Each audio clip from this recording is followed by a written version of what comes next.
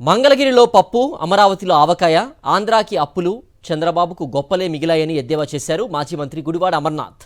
ఈ రెండేళ్ల పాలన చూసిన తర్వాత భజన అంటే చంద్రబాబు, విజన్ అంటే జగన్ అని ప్రజలకు అర్థమైందన్నారు. వైఎస్ జగన్ తీసుకువచ్చిన భోగాపురం ఎయిర్పోర్ట్ విషయంలోనూ క్రెడిట్ చోరీ ప్రయత్నం చేయడం సిగ్గుచేటన్నారు.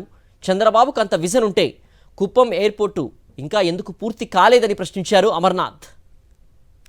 ఆ కూటమికి సంబంధించినటువంటి నాయకులందరూ కూడా మరొకసారి క్రెడిట్ చోరీకి తెరలేపినటువంటి పరిస్థితులు చూస్తూ ఉన్నాం. 2019లో జగన్మోహన్ రెడ్డి గారు ముఖ్యమంత్రి అయిన తర్వాత జిఎంఆర్ సంస్థతో 2020 సంవత్సరంలో నిర్మాణ ఒప్పందం జరిగింది.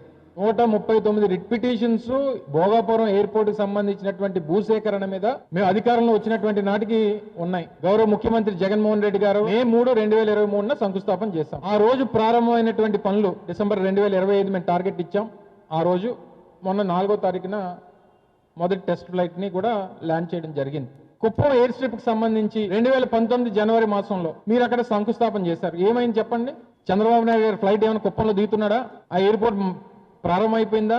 మంగళగిరిలో పప్పు, అమరావతిలో ఆవకాయ, ఆంధ్రాకి అప్పులోను, చంద్రబాబుకి గొప్పలోను. ఇంతకు మించి ఈ 2 సంవత్సరాల్లో ఏమీ నాకు తెలిసి ఆయన సాధించింది ఏమీ లేదు.